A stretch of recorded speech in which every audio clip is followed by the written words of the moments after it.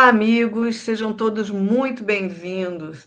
Estamos aqui, né, começando os capítulos, porque na semana passada nós já falamos do prefácio, mas estamos iniciando hoje o primeiro capítulo de mais uma obra de Chico Xavier, né, pelo espírito André Luiz. Estamos começando hoje o capítulo 1 do livro No Mundo Maior.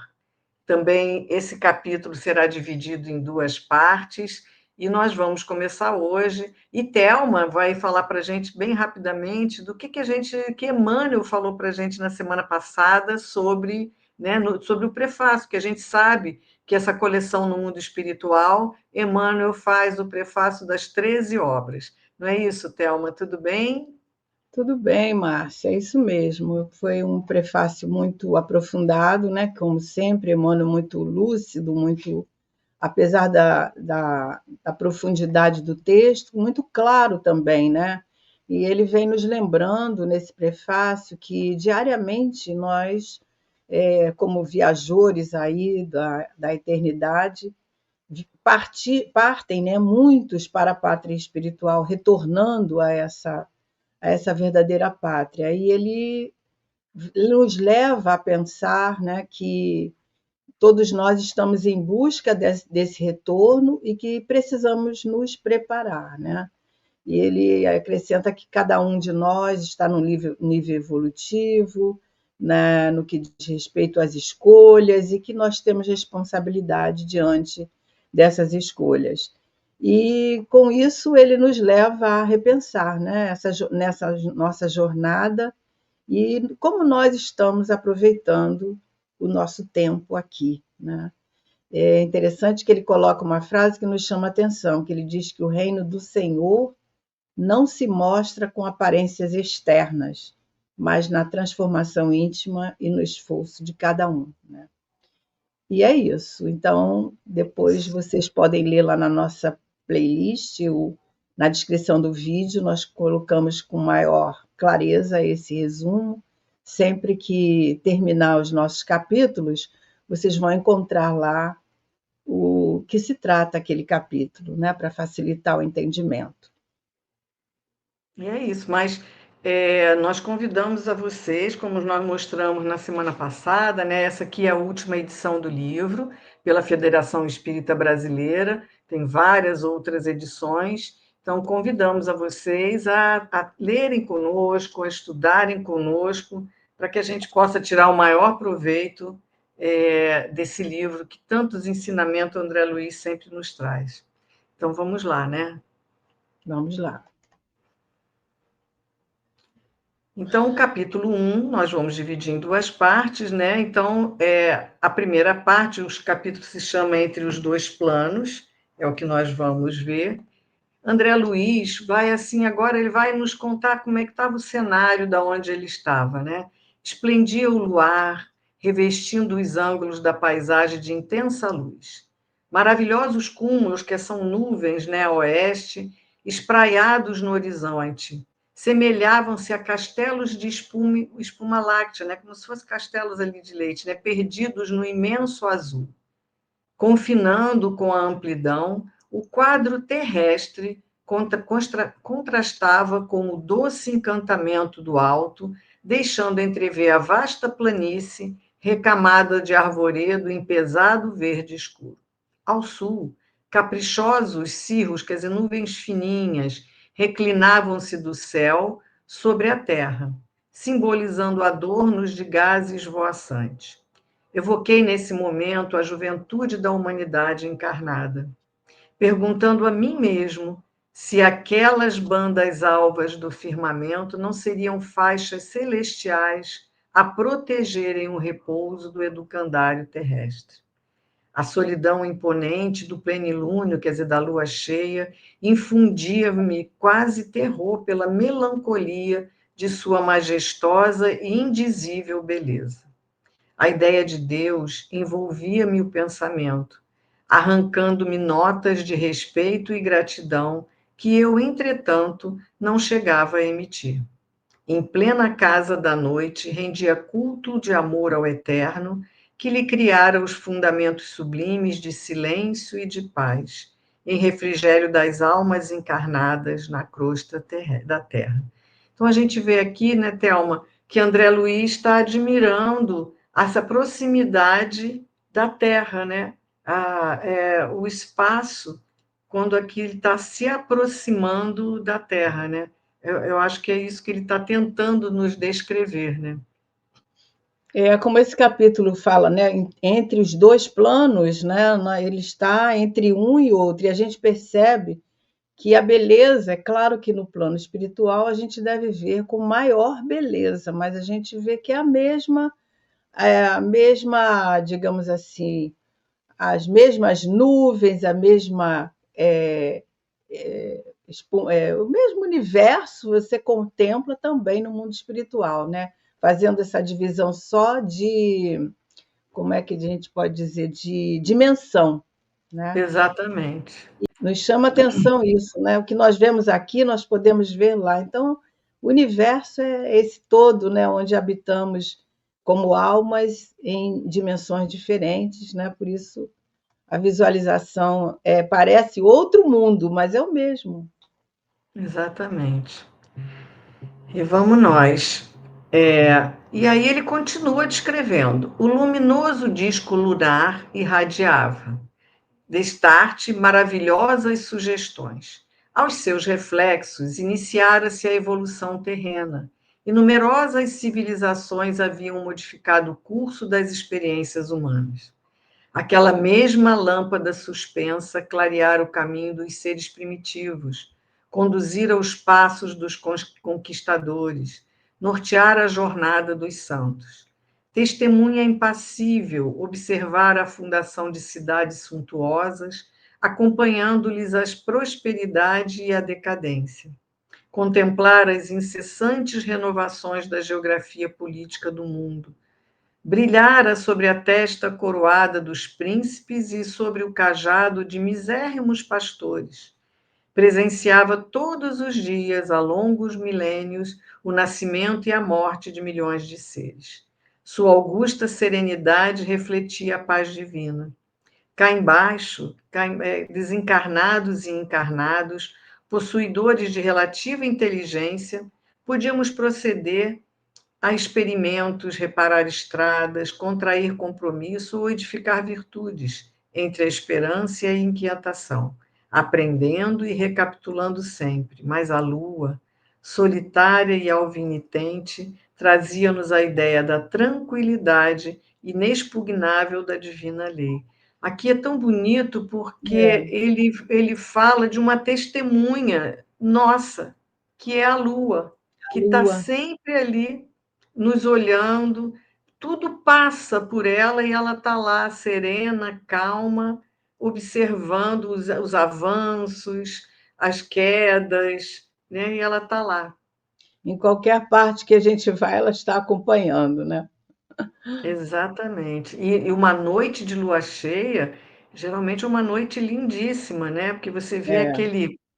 aquele monumento que é a lua cheia e a irradiar do céu é muito bonito. Principalmente nas cidades assim, onde não tem muitos edifícios, Pontos de luz, né? né? Mas isso é muito bonito, porque ela clareia mesmo. E as pessoas do interior andam à noite à luz do luar, né? Porque clareia mesmo, é muito bonito. É isso. E aí falam para ele Calderaro, né? A gente até mencionou do que o assistente que vai acompanhar André Luiz nesses ensinamentos é Calderaro. E ele vai conviver também com Eusébio, né? Que também é acima de Calderaro, mas vai estar envolvido aqui também nesses ensinamentos de André Luiz. E aí o Calderaro fala para ele: a região do encontro está próxima. E aí, nesse momento, o Calderaro interrompe os pensamentos de André Luiz. E o aviso, ele fala, né, o André Luiz, o aviso fazia-me sentir o trabalho, a responsabilidade.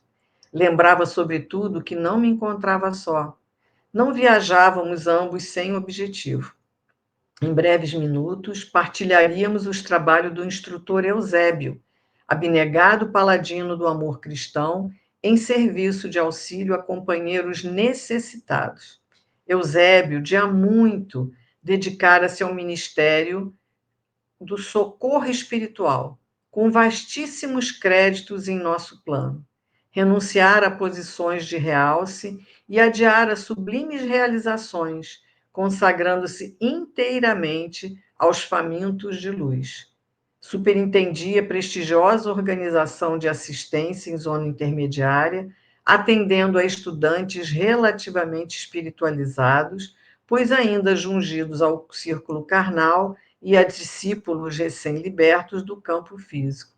Então, a gente vê aqui que eles estão se aproximando de alguma instituição, né? Quer dizer, que no plano espiritual estaria atendendo a encarnados ainda, né? Que estão ali, ó, quando ele fala ainda, presos, ungidos ao círculo carnal, que ainda estão ali, e alguns espíritos que acabaram de desencarnar, né? Que estão recém-libertados do campo físico. E é isso que eles estão mostrando para a gente, dessa dedicação do Eusébio a esse trabalho, né, Thelma? O Eusébio ele já é um espírito de escola, né? Ele já tem algumas aquisições, mas ele, por amor a esse trabalho de atendimento, ele prefere ficar nessa região, nessas regiões, né? Atendendo por amor mesmo. A gente sabe que muitos espíritos agem assim, né? Não é apego, mas é amor ao trabalho que desenvolve nesse serviço de auxílio, né? E ele tem uma grande experiência. E como o capítulo fala entre os dois mundos, é justamente por isso, porque vai ter o atendimento de encarnados e desencarnados, encarnados pela emancipação através do sono, né, que são levados a essas regiões. A gente sabe que no mundo espiritual tem cursos, tem palestras, tem estudos, né? E que quando nós estamos preparados no nosso psiquismo, nós podemos ser levados, nós somos convidados a esses Uhum. encontros, e é isso que vai acontecer. Então, o Eusébio, ele superintendia uma organização prestigiosa aí na assistência aí a esses estudantes que não necessariamente espíritas, nem ligados a nenhuma religião, mas espiritualizados, né? Quer dizer, por isso eles tinham acesso a esses encontros de grandes ensinamentos, né? E é interessante porque como se assim, né? André Luiz vinha de uma determinada localização, e aí nós temos a Terra, né? Fisicamente, com Uhum. os encarnados, e ele fala que essa organização, como você disse, estava numa zona intermediária, né? Isso, Que ficava ali, atendia esses que ainda estavam encarnados, libertos pelo sono, e alguns que já estavam desencarnados, mas que ainda estavam desencarnado. ali perto Isso. ainda da crosta terrestre. E esses estudantes, eles vão participar de grandes ensinamentos, quer dizer, aí a gente fica pensando assim, né, os médicos, esses que são responsáveis por grandes profissões muito importantes, né, que tem que haver a dedicação e o conhecimento, eles são levados a esses locais, né, quando Uhum. tem esse propósito, né, que se são dedicados à sua profissão, são convidados a esses encontros, né? Sem que tenha, independente de religião. Isso aí vai do íntimo de cada um, né? Do Exatamente. preparo espiritual de cada um. Aí o André Luiz continua dizendo que a enorme instituição a que dedicava direção fulgurante, o Eusébio, né, regurgitava, quer dizer, tinha muita gente, de almas situadas entre as esferas inferiores e as superiores. Gente com imensidão de problemas e de indagações de toda espécie, a requerer-lhe paciência e sabedoria.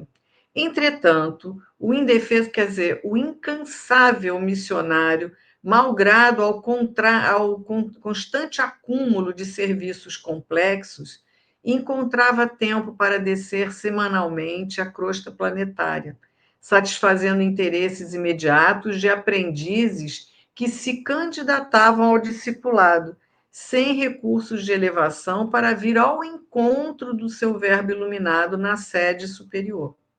Não o conhecia pessoalmente.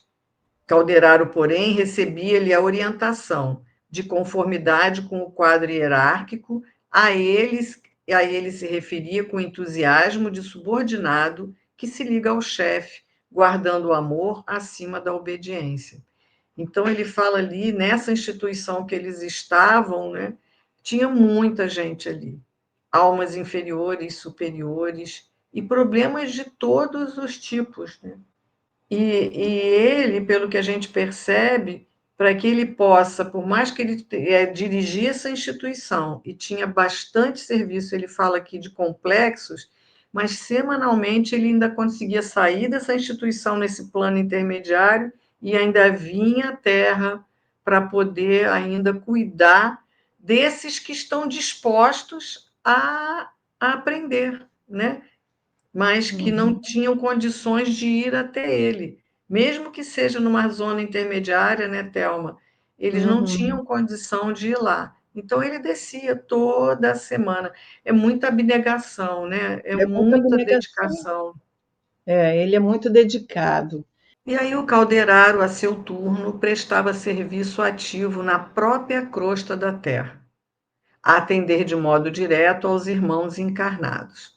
Especializara-se na ciência do socorro espiritual, naquela que, entre os estudiosos do mundo, poderíamos chamar de uma psiquiatria iluminada, setor de realizações que há muito tempo me seduzia. Dispondo de uma semana sem obrigações definidas, quer dizer, o André estava com aquela semana meio livre, dentre os encargos que me diziam respeito, solicitei ingresso na turma de adestramento, da qual se fizera Calderaro eminente orientador. Tendo-me ele aceito com a gentileza característica dos legítimos missionários do bem e propondo-se conduzir-me carinhosamente, quer dizer, então ele aceitou, né, e leva ele carinhosamente para essa jornada. Então, encontrava-se em oportunidade favorável aos meus propósitos de aprender, pois a equipe de preparação que lhe recebia os ensinamentos excursionava em outra região, a labutar em atividades edificantes. À vista disso, eu poderia dispensar-me toda a atenção auxiliando-me nos desejos. Quer dizer, ele pede para estar junto do Calderaro em treinamento, mas a equipe que Calderaro estava treinando estava numa outra região fazendo outro tipo de trabalho. Então, André Luiz vai estar com o privilégio de estar com Calderaro à sua disposição por uma semana, aí ele estava falando, né? Como médico, né, ele vai admirar muito essa competência do Calderaro nessa área psíquica, né, que ele está acostumado a atender. Então, a gente vê aí que esse livro promete para a gente, né? Bons aprendizados. E aí André continua dizendo que os casos que lhe eram atinentes, explicou-me solícito, não apresentavam continuidade substancial. Quer dizer, os casos que ele estava atendendo, ele não precisava ficar ali perto o tempo todo, né? Desdobravam-se, constituíam obra de improviso, obedeciam ao inopinado das ordens de serviço ou das situações. Noutros campos de ação, fazia-se imprescindível o roteiro, previstas as condições e as circunstâncias. No quadro de responsabilidades, porém, que lhe estavam afetas, diferiam as normas. Importava acompanhar os problemas, quais imprevistas manifestações da própria vida. Em virtude de tais flutuações, não traçava a rigor programas quanto a particularidades, executava os deveres que lhe competiam onde, como e quanto determinassem os desígnios superiores. O escopo fundamental da tarefa circunscrevia-se ao socorro imediato aos infelizes, evitando-se quanto possível a loucura, o suicídio e os extremos desastres morais.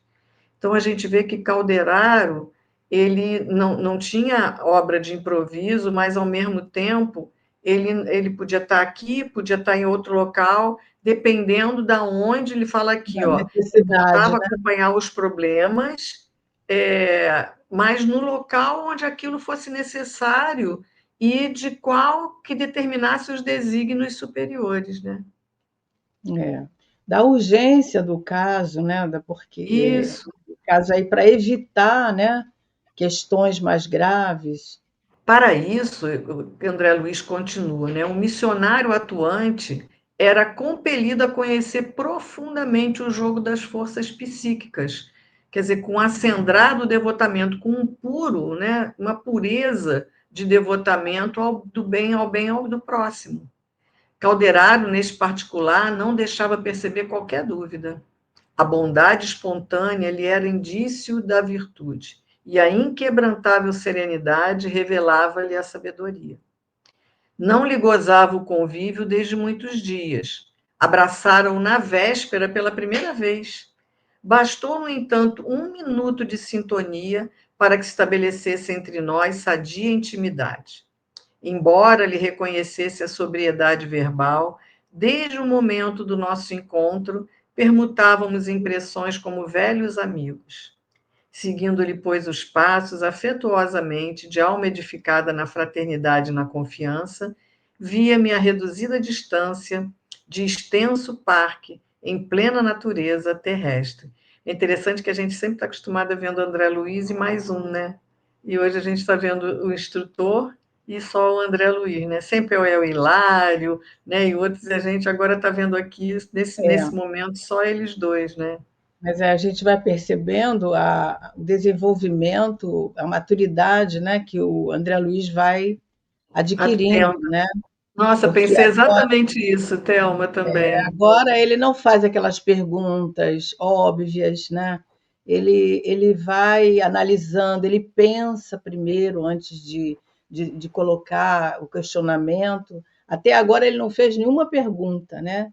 Então está assim um pouco diferente daquele André Luiz que a gente viu até o Obreiros de Vida Eterna, né? Como ele amadureceu com essas experiências que ele vivenciou ali junto do Silas, junto do Druso, né? O crescimento espiritual dele. Muito bom. Exatamente. E aí ele continua descrevendo o ambiente. Em torno, né, da onde ele estava ali, árvores robustas, de copas farfalhantes, quer dizer, que balançavam, alinhavam-se à maneira de sentinelas adrede, né, que tinham a intenção de serem postadas para velar-nos pelos serviços. O vento passava cantando em surdina. No recinto iluminado de claridades inacessíveis à faculdade receptiva do olhar humano, aglomeravam-se algumas centenas de companheiros, temporariamente afastados do corpo físico pela força libertativa do sono. Amigos dessa nossa esfera atendiam-nos com desvelo, mostrando interesse afetivo, prazer de servir e santa paciência. Reparei que muitos se mantinham de pé, outros, contudo, acomodavam-se nas protuberâncias do solo coberto de relva macia, em palestra grave e respeitosa. Ambientando-me naquela hora de extrema beleza espiritual, Calderaro avisou-me. Na reunião de hoje, o instrutor Eusébio receberá estudantes do espiritualismo, em suas correntes diversas, que se candidatam aos serviços de vanguarda.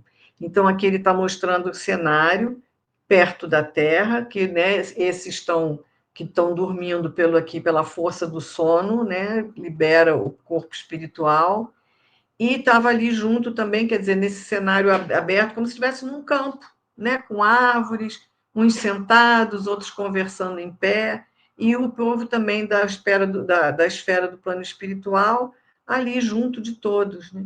E aí Calderaro fala, uma nota interessante. Estudantes do espiritualismo, em nenhum momento disseram que eles são espíritas, nem católicos, nem protestantes, nem muçulmanos, eles são ligados às diversas correntes espiritualistas. E as correntes espiritualistas, a gente sabe que já tem uma certa noção de reencarnação, a vida no mundo espiritual, né? Que a nossa vida continua. Então, é um público com algum conhecimento já, né, Thelma? Isso. E é numa relva mesmo, onde eles estão sentados. Ali a gente pode até, com essa descrição do André Luiz, a gente consegue até visualizar mentalmente, né? E, como você está falando, são estudantes ligados à ideia espiritualista, ou seja, da alma após a morte, né? Da exatamente, existência da alma após a morte. Então, independente de credo, de denominação, né? Muito interessante. exatamente. E aí o André fica curioso com isso. Não se trata, pois, de assembleia que agrupe indivíduos filiados indiscriminadamente às escolas da fé, quer dizer, não importa a religião, por ele falou assim, qualquer um que tem alguma, estaria aqui. E aí o Calderaro falou que não, né, que a medida não seria aconselhável no círculo de nossa especialidade. O instrutor afeiçoou-se ao apostolado de assistência a criaturas encarnadas e a recém-libertas da zona física, em particular, precisando aproveitar o tempo com as horas de preleção para o máximo de aproveitamento. A heterogeneidade de princípios em centenas de indivíduos, cada qual com a sua opinião, obrigaria a digressões difusas, quer dizer, a explicações demoradas, né? Acarretando condenáveis desperdícios de oportunidades. E aí ele fixou a multidão demoradamente e ainda acrescentou: temos aqui, em cálculo aproximado, 1.200 pessoas. Deste número, 80% se constitui de aprendizes dos templos espiritualistas, em seus ramos diversos, ainda inaptos aos grandes voos do conhecimento, conquanto nutram fervorosas aspirações de colaboração no plano divino. Quer dizer, podem ter de várias ramos, budistas e outros, e outros, e outros, e pode até serem também. Ele coloca a palavra espiritualistas, mas eu penso assim, naquele que acredita na sobrevivência da alma, em outros caminhos, né? Porque aqueles que podem, de repente, achar que quando a gente morre o corpo e acaba tudo, né? E que você vai talvez esses não tivessem ainda prontos para determinados, né? Iria complicar mais, fazer com que se perdesse mais tempo, né? Então, aqui eu acho que eu entendi nesse sentido, que são espíritos encarnados, mas que já têm a mente aberta por um pouco mais de compreensão de determinados assuntos, né? Já trazem uma ideia, né? E nessa emancipação aproveitam esse tempo, porque a gente não precisa de ser dessa ou daquela religião, Não, né? Para estudar sobre a imortalidade da alma, sobre a vida futura, né? É um contexto. Jesus não tinha religião, ele falou para todos. E a gente é levado pelas nosso desejo, nossos objetivos, nossos propósitos, né? Então a gente vai, o pensamento nos leva a conectar com essas outras almas que têm os mesmos pensamentos, né? mesmo as aspirações. E aí a gente vai Isso, dar uma paradinha aqui, e na semana que vem nós vamos começar a ver a chegada do Eusébio, né? Uma prece linda que ele vai fazer, para depois a gente ver o que ele vai passar de ensinamento, que ainda é em outro capítulo, a esse público que vai estar lá. Então, na semana que vem, a gente vai estar junto para ver a chegada do Eusébio, né, Thelma? vai ser uma preleção muito bonita, né? Aliás, a preleção é no outro capítulo, mas Isso. ele fala com grande emoção aos nossos corações e a gente vai gostar de estar participando dessas emoções aí que a prece nos traz. E é isso, assim acaba a nossa primeira parte desse capítulo, né? Até lá, né? Então, aqui a gente Até semana possa que continuar vem, aí, né? Até semana que vem e vamos continuar aí no nosso capítulo 1 do livro No Mundo Maior. Que possamos isso ficar mesmo. com Jesus. Até lá, Thelma. Até lá, meus amigos, fiquem com Deus. Até lá, Márcia, se Deus quiser. Ah, e, ó, e não esqueçam de deixar o seu like, estamos começando um programa novo, para que ele possa atingir, né, um novo estudo, atingir mais pessoas, né? E então, em que canal você esteja assistindo, nós agradecemos em nome da TV Nova Luz, do Centro Espírita Jorge Niemeyer, e que vocês possam deixar aí o gostei para que ele possa chegar a outros corações.